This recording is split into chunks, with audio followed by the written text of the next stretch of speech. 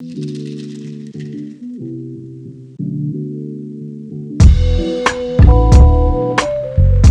have just announced the full details of their updated Street Triple RS for 2020.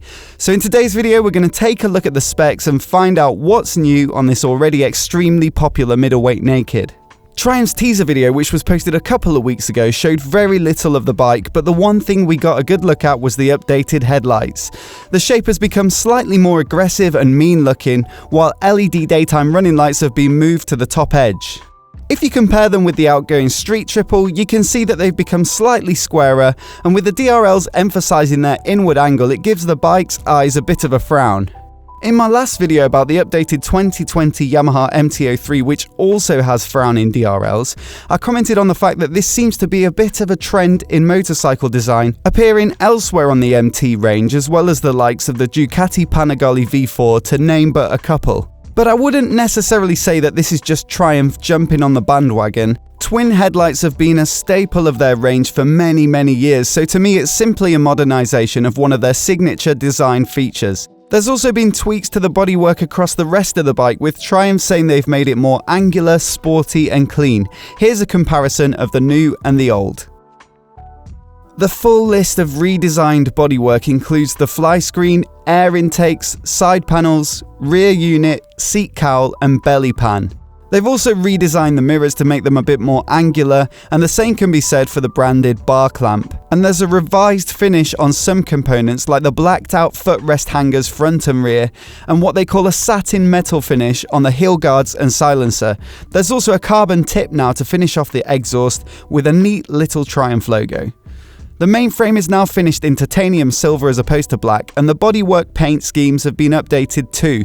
Gone is the white model in favour of a black, which is accented with bright yellow. There's also a grey bike called Silver Ice with red accents that looks pretty similar to the outgoing Storm Grey. So although the overall silhouette of the bike is still the same, when you look at all the details, there's actually quite a lot of change. Pretty much all of the bodywork has been tweaked to make it look a bit harder, and there are some nice changes to smaller hardware and finishes too. I guess there's no need to make any drastic revisions to a winning formula, given that it still looks modern, especially with these updates. It looks lean and sporty to me, and I like the direction they've taken with the headlights. They look less bug-eyed and more assertive. But the changes aren't just limited to aesthetics, and in a way Triumph have been forced to update the motor in order to meet the upcoming Euro 5 emissions rules, which take effect at the beginning of 2020. But rather than just make the engine run cleaner, there have been some significant improvements to mid-range power and torque, with the same team that worked on their Moto 2 engine responsible.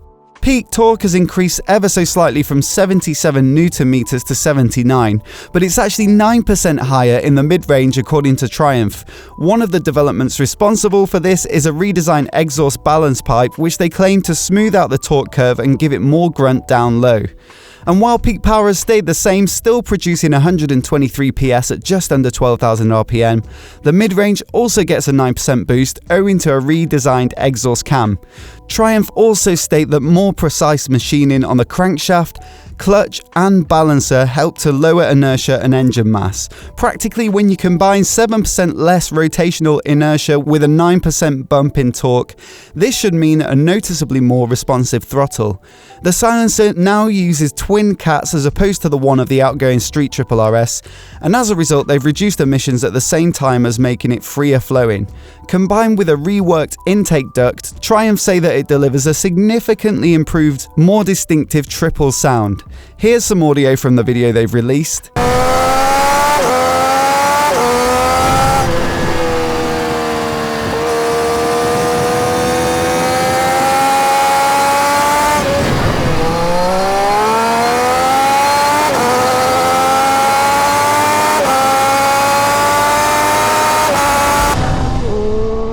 And then here's some audio of the old bike.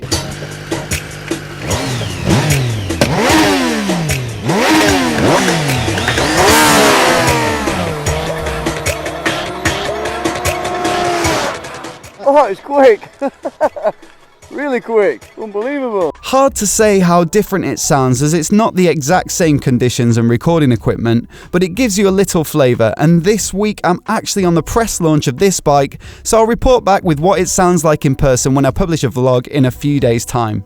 From a performance perspective though, I think it looks like quite a usable update. Although bigger peak power and torque numbers are great for the headlines, really if you're considering a street triple as a road bike, you'll spend a lot more time riding in the mid-range than up at 11,000 RPM and beyond.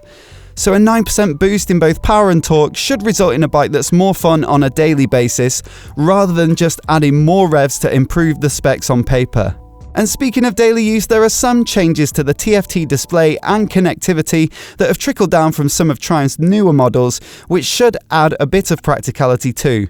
The TFT display now comes with the MyTriumph connectivity system software installed, and if you purchase the Bluetooth module accessory, it can hook up to your phone and unlock all sorts of capabilities. Turn-by-turn nav is a big plus and means you don't have to have your phone or sat-nav mounted on the bars anymore. You can also control a phone or music from the switchgear, which is very neat if you're using a Bluetooth headset. And although it seems a bit niche, MyTriumph even allows you to control a GoPro from the bars as well. That might seem like overkill when you can just hit a button on the GoPro itself, but if it's mounted on your lid, then it's not always obvious whether it's actually running or not, especially because the beats of the GoPro aren't really audible if you're going at a decent clip. So personally, I'd find this super useful. We first heard of this tech on the 1200 Scrambler earlier in the year, but Triumph have said that it will be available on all bikes with TFT screens soon, with this Street Triple RS being one of the first models to get the update. It certainly looks like a pretty competitive package, but navigating info screens and Bluetooth connectivity can certainly have their niggles in real-world use, so I'm looking forward to giving it a good test this week. Triumph have also updated the riding modes. There are still 5 comprising of road, rain, sport, track and rider configurable, where throttle response, ABS and traction control can be dialed in as desired. But because of the increased power and torque, each of these modes has been optimized to account for it, presumably mostly in throttle response. Triumph already offered plenty of accessories for the Street Triple, some of which have been updated to reflect the redesign, like a new fly screen visor and machined mirrors. But there are a couple of brand new additions, like scrolling LED indicators and a range of quick-release water-resistant luggage, including a tank bag and tailpack, which might be tempting for sporty commuters and those interested in dabbling in touring. Lastly, much of the equipment on the bike has stayed the same, as it was already pretty well spec'd, but I thought it was worth a quick run through as a reminder. Braking is taken care of by a pair of Brembo M50 4-piston radial monoblock calipers on a 310mm floating disc, and there's also a single pop Brembo on a 220mm disc at the rear. Brembo also provides a ratio and span adjustable lever. 41mm upside down big piston forks come from Showa, with adjustable compression damping, rebound damping and preload. There's an Öhlins STX40 fully adjustable piggyback reservoir shock at the rear. The bike rides on Pirelli Diablo's Super Corsa SP V3 tyres, and Triumph's slip assist clutch is on hand to prevent rear wheel lockup on aggressive downshifts, as well as providing a lighter feel at the lever. All of this should combine to make for a hell of a ride and a decent increment on the outgoing model. It's basically the same much-loved bike, but with better tech, more usable power, and a modernised tweak to the looks, whilst also meeting the Euro 5 rules that all manufacturers are scrambling to comply with before the start of 2020. I'd love to hear what you make of it in the comments below. Do you prefer the looks of this redesign, or did you like the more rounded style of the last bike? And do you think that an extra 9% in the mid-range is worth upgrading an existing Street Triple for?